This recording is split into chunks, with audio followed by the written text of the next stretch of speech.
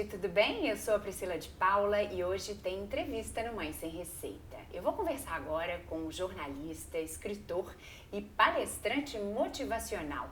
Ele é autor do best-seller O Papai é Pop. Marcos Piangers, obrigada pela entrevista. Muito obrigado, estou feliz de estar aqui. Obrigado pelo convite, espero que seja um papo legal. Ai, que bacana. Bom, falando sobre o livro, esse é um livro transformador na sua vida, né? De 2015. Acho que vários livros transformaram a minha vida, tanto os que eu li quanto esse que eu escrevi. O Papai é Pop transformou a minha vida e eu acho que a vida de várias pessoas. Não foi nada planejado, eu tinha certeza que o livro ia vender, sei lá, umas 10, 15 cópias no máximo, né? Porque o assunto paternidade participativa, o assunto homens no ambiente familiar sendo mais afetuosos com seus filhos, não é um assunto muito comum, especialmente no Brasil, um país que tem aí 20 milhões de mães solteiras, um país que vê homens muito distantes do ambiente familiar e da criação dos filhos. Então eu pensava, vou lançar o livro, uma boa fotografia da minha família, desse momento das minhas filhas, uma com 8, outra com 2 anos, a vida que eu levava com elas, o tempo que a gente passava junto, as historinhas que elas me falavam, as frases engraçadas e emocionantes que os nossos filhos nos contam. Coloquei num livro com uma expectativa muito baixa em termos de venda e o livro tocou a vida de muitas pessoas, vendeu mais de 150 mil cópias, nos levou para Londres, lançado nos Estados Unidos, Portugal, Espanha, Catalunha, fez com que a gente conhecesse outros pais, homens participativos, exemplares, inspiradores e sem dúvida nenhuma eu acho que me transformou também num pai melhor. Bom, você disse que não foi uma coisa planejada, no caso, o sucesso que o livro fez. Mas a paternidade também não foi planejada, a primeira. É mesmo. A Anitta... Como é que foi pra você? Um cara que é conhecido pelo que pensa, por estimular as pessoas a serem participativas, mas que também não experimentou a vida com o pai, né? Na sua criação. A minha mãe é uma dessas mães solteiras. A minha mãe foi abandonada pelo homem que chamam de pai, né, que foi meu pai biológico. Ele decidiu não ser pai, não participar da maior experiência de um ser humano, né, não degustar essa dádiva que a vida nos deu, né. Acho sinceramente que quem perdeu foi ele, não porque eu sou um filho incrível, mas de verdade acho que ele perdeu uma oportunidade de vivenciar experiências incríveis que hoje eu vivencio do lado das minhas filhas. Então quando a minha namorada, a esposa atual e namorada na época, engravidou e me disse, tô grávida, ela ficou muito nervosa, ela chorava e, claro, com todos os impactos que isso causa na vida de uma mulher, impactos sociais, profissionais, fisiológicos, emocionais, é um turbilhão de emoção, ela ficou muito nervosa, ela não sabia se era o que ela queria, mas eu sabia que era o que eu queria. Eu queria muito substituir aquela casa vazia por uma casa mais cheia, de risada, bagunça, com mais gente dentro de casa, e acho que as minhas filhas fizeram isso. Primeiro em 2005, depois em 2012, 2 meninas que me trouxeram vida para casa e criatividade, inventividade e deslumbramento com relação às coisas bonitas do mundo. É muito importante a gente agradecer o que a gente tem. E apesar de eu não ter tido pai, eu tive uma mãe. E por muitos anos eu não valorizei a mãe que eu tive. Eu, de forma revoltada e adolescente, achava que era muito importante encontrar a minha figura masculina, o meu referencial paterno, para entender quem eu realmente era. Você buscou isso? Eu queria saber, mas a minha mãe ela não me dizia e... Você tinha raiva? Não ouvir, não saber? Sobre isso não, assim, eu tinha raiva de tudo, do mundo, dos adolescentes, eles têm essa inconstância, esse destempero emocional que faz com que seja uma época muito difícil, tanto para pais quanto para filhos. Eu, que tenho uma filha de 12 anos, pré-adolescente, me preparo para os próximos anos numa expectativa de que seja como um rio muito profundo e complicado de ultrapassar e que a gente precisa estar de mão dada emocionalmente, né? A gente precisa estar intelectualmente muito conectado para ultrapassar esse rio complicadíssimo, bagunçado, revolto, para chegar do outro lado ainda de mão dada e ainda unidos de alguma forma. Então eu me preparo para essa época porque eu vivi essa época. E eu sei que a minha mãe passou maus bocados financeiramente, emocionalmente, de ter sido abandonada e de ter me criado sozinho. Mas hoje, depois de entender tudo, olhar para trás, todos os pontos se fecham.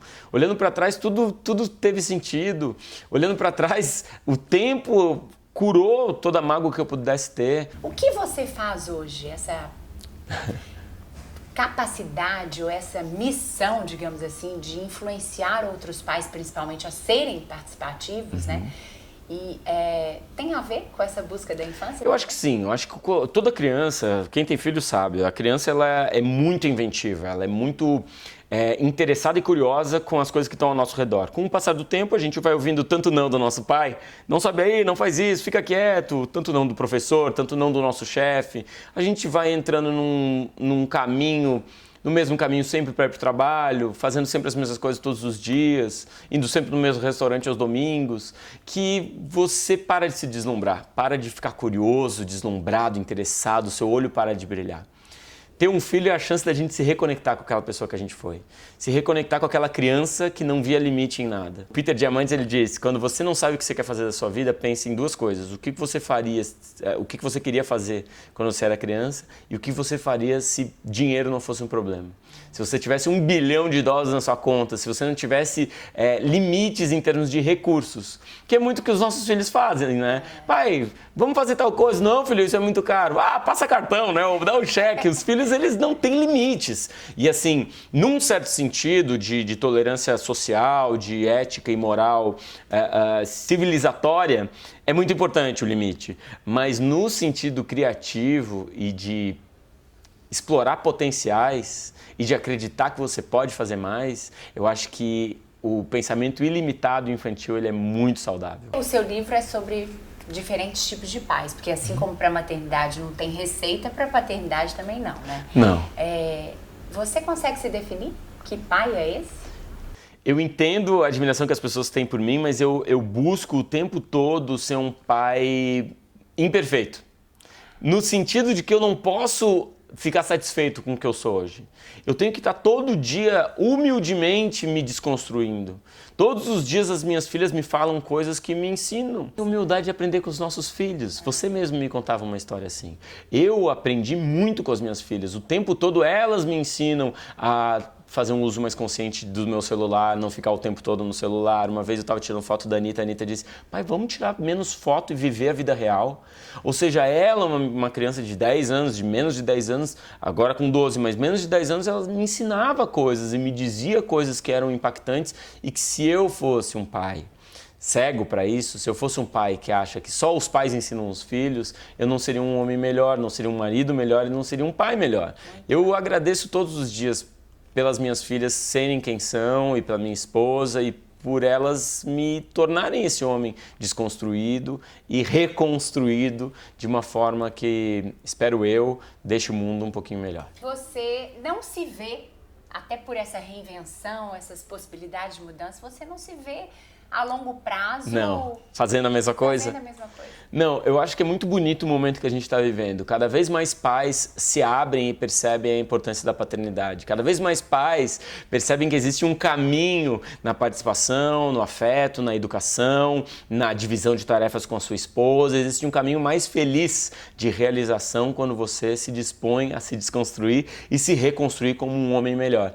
Então, o meu desejo, o meu sonho é que o Brasil seja um pouquinho da Suécia, seja um pouquinho do Canadá, que tenha tantos homens participativos que a gente não precise mais de referencial, que isso se torne muito comum e que os homens comecem a escrever livros e fazer blogs e fazer páginas de Facebook e que isso tudo seja tão comum, seja tão normal que nenhum homem se sinta constrangido quando tem que passear com seu filho ou trocar fralda no shopping, nenhum homem se sinta constrangido de tirar 6 meses de licença paternidade, por que não? Ou de levar o filho com febre para o escritório, ou de ir numa reunião escolar, porque todos os homens fazem isso e porque isso é algo normal e natural numa sociedade justa. Muito bacana. E para essas 20 milhões de mulheres que não têm essa figura ao lado, o que você diria?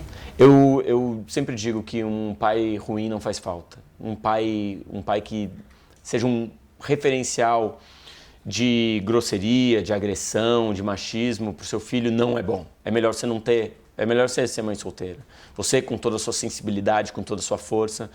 A minha mãe fez isso. Ela me criou e com todas as dificuldades, hoje eu consigo perceber, ligar os pontos, olhar para trás e ser muito grato. E entender que todas as minhas qualidades vieram dela e que a pessoa que não participou não tem mérito nenhum em tudo que eu me tornei. e que é possível ser feliz com ligações familiares que não são biológicas. Família não é DNA, família não é sobrenome, família é afeto, é amor, é onde você se sente abraçado, é quem te escolhe, é quem você escolhe. Então a família é muito mais do que uma participação genética, simplesmente. Muito bacana. Muito obrigado pelo convite. Ai, feliz Dia dos Pais. Obrigado. Muito obrigada. Feliz Dia dos Pais. Bacana, ó. Feliz Dia dos Pais, Marco. Esse daqui é demais. Que legal, Esse parabéns. Daqui... Bom, gente, é isso.